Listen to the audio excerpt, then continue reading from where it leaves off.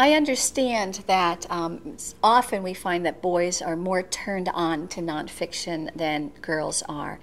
And I think about that sometimes. I think the books that I write are especially interesting to boys. I can't help it. I'm drawn to the dark side. I'm drawn to the dark stories, and I love looking for those dark stories because there's I just want to figure them out. I want to understand why. I want to make meaning out of them.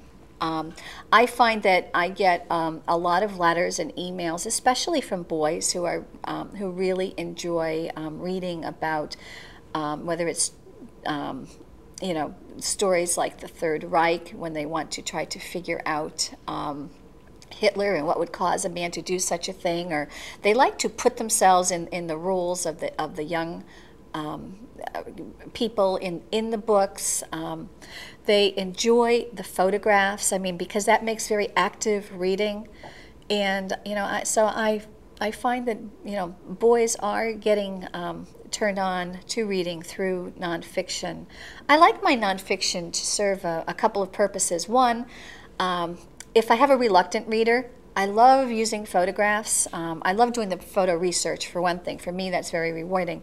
But I also find that it pulls readers into the text, so they can use the pictures. And so reluctant readers, I think we're tricking them into reading by getting the best possible images to reflect the story. And so I think the images are doing double duty. I think, for one, they are pulling readers into the text, and they are illustrating the text. But for some people like to read a story through images.